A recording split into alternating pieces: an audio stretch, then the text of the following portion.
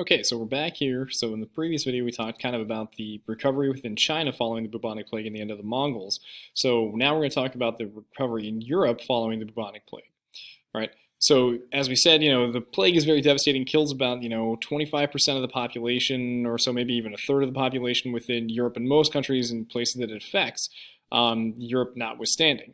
And so the recovery from the plague in Europe leads to a number of things, all right? Obviously, some of the stuff that we're going to capture in this video and the others that we're going to talk about in future videos and focus on for a lot of the other stuff is the exploration of the empires. For this video in particular, though, we're going to talk about state power, or the increasing part of state power, and then the Renaissance movement itself.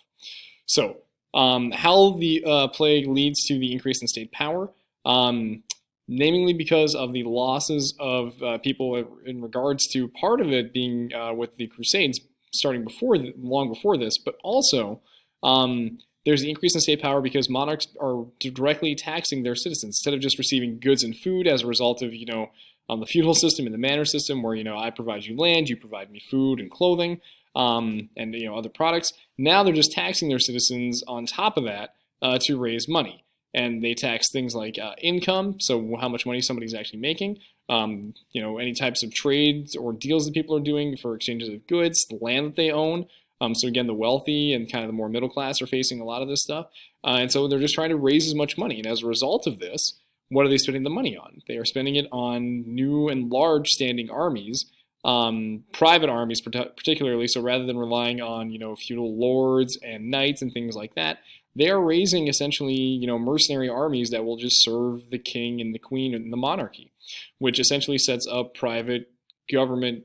I shouldn't say private, but essentially it's private government army, all right, where you actually see modern, or not modern, but kind of the same system that we talk about today, where people sign up for the military and fight for the country. This is kind of that example, right, where you're not necessarily relying on, lords and ladies, or not sorry, ladies, but lords and knights to fight for you out of loyalty. This is fighting for you out of money, right?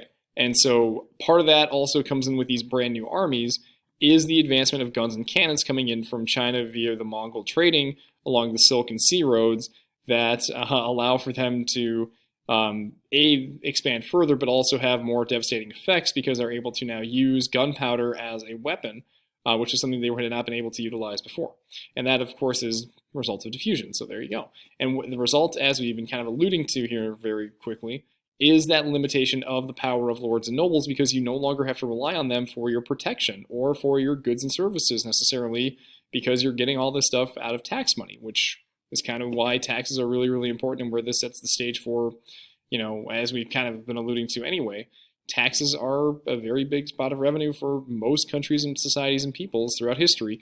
This kind of expands another avenue for why we are using taxes or how taxes got used was for the military, right?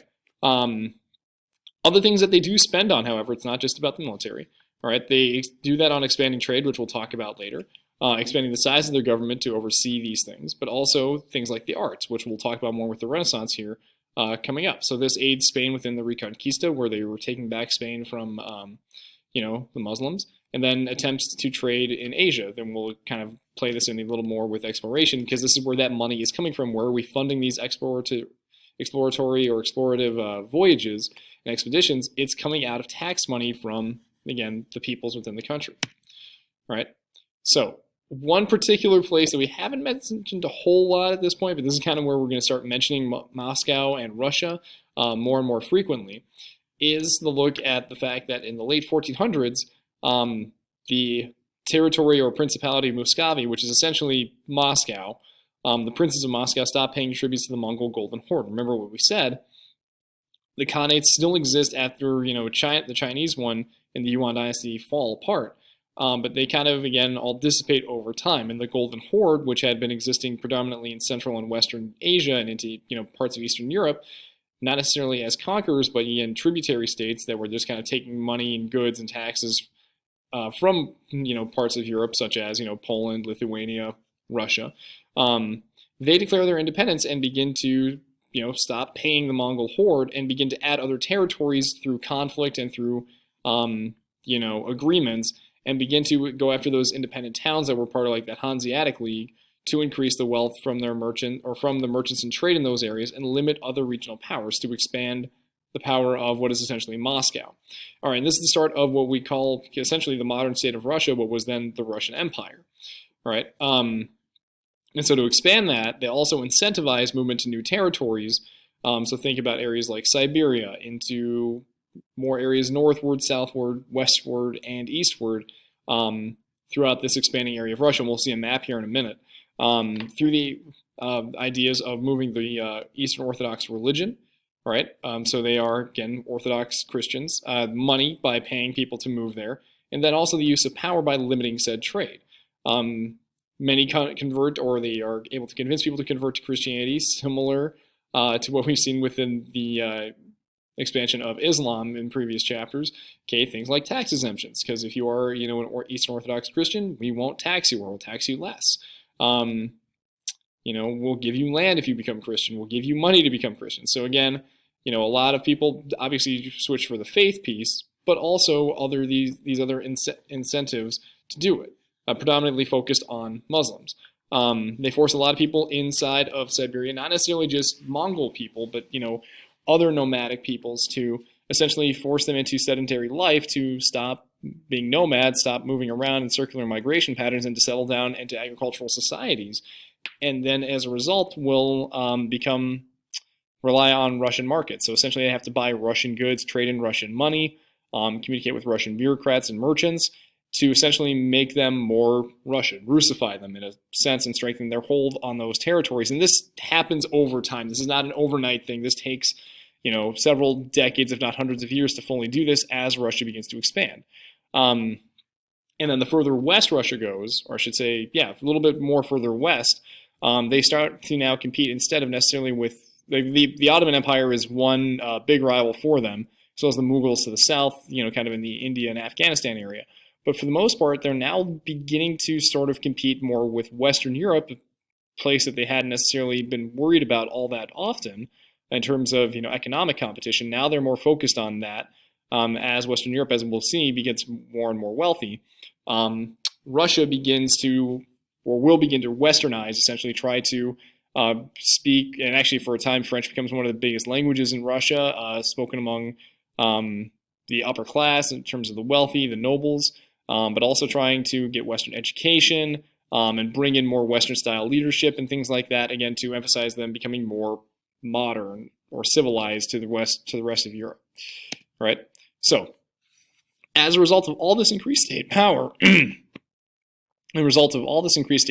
Europe will lead to continual challenges between each country and society in terms of competition for wealth, for land, for power, for colonies and things like that. And so this will often result in war as they vie for power in and beyond Europe, particularly when we start looking at, places within Africa, within Asia, where they start to fight one another for access to these places. So think about, something like the French and Indian War is a complete example. One reason why France aids the United States in the Revolution, all right, is again to limit the power of British colonies and British expansionism, all right. And so it's not just within countries, but also within certain groups within countries. So not necessarily the country's governments, but private companies, as we're going to see coming up. Not within this video, but here's kind of the beginnings of the Muscovy people, or the Muscovites, or Moscow. So there's kind of Moscow itself. There's Smolensk. There's Novgorod, which was, again, one of those bigger trading cities. And then over time, you can kind of see, and I think actually this got cut off on the map, the areas that they've added over long periods of time. And actually, I'm going to click out of this to see if I can change that map. Oh, actually, it was there on top. Whoops, my bad. I can't see it because of where I put the video. All right, so as you can see, they kind of acquired all this land over time, including much of Siberia by the late 1680s.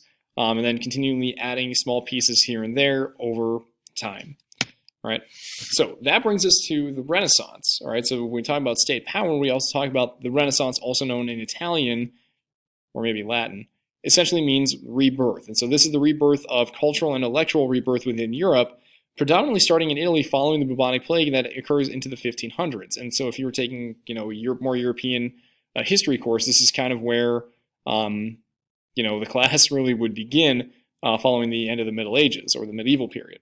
And so for us, we've kind of understood that, Italy, because of its central location in the Mediterranean Sea, that center of trade and communication between, the Byzantine Empire, but also the Muslim Middle East, and then also Western Europe, Italy is kind of poised to gain hold as a result of its prime location, but also the connection to the power of the church with the papacy, and also, this is where Rome was located.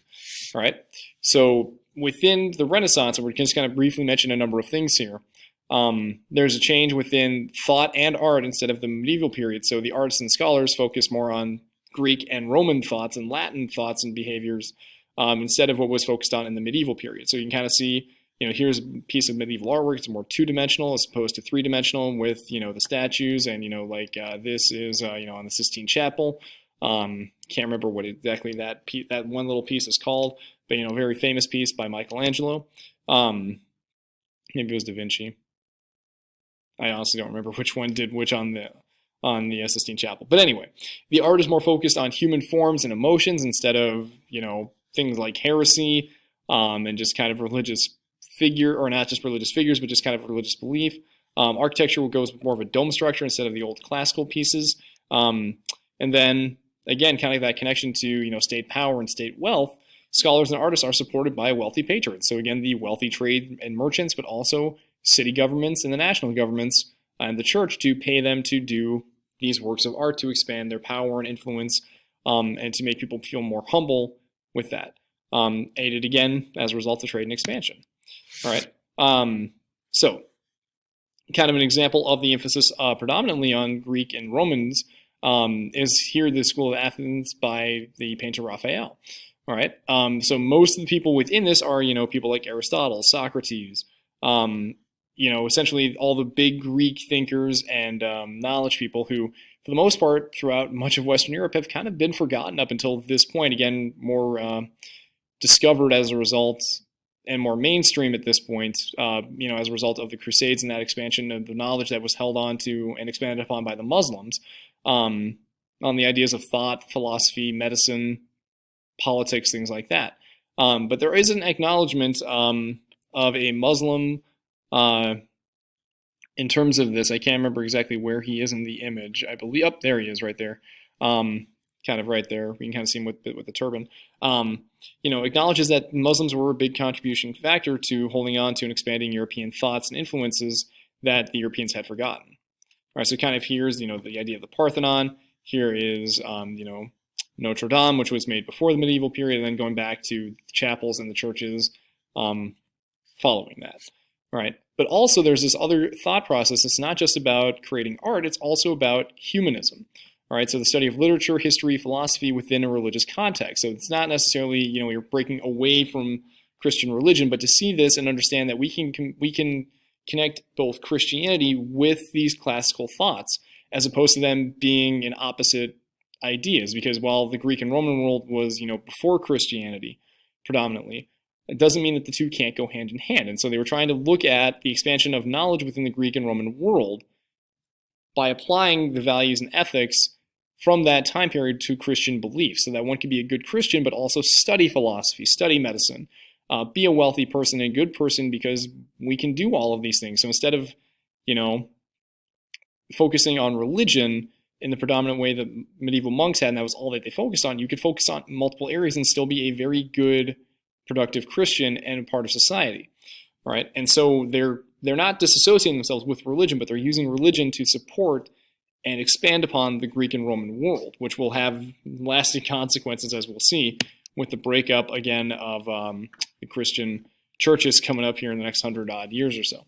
So, as we said, Italy is that birthplace in the center, okay, because, again, here is the map of said Italy, kind of based on where its location is within the Mediterranean world, and all of those other expansions. And, again, the Italian city-states are kind of competing with one another for that power. We kind of talked about, Venice being, one of them.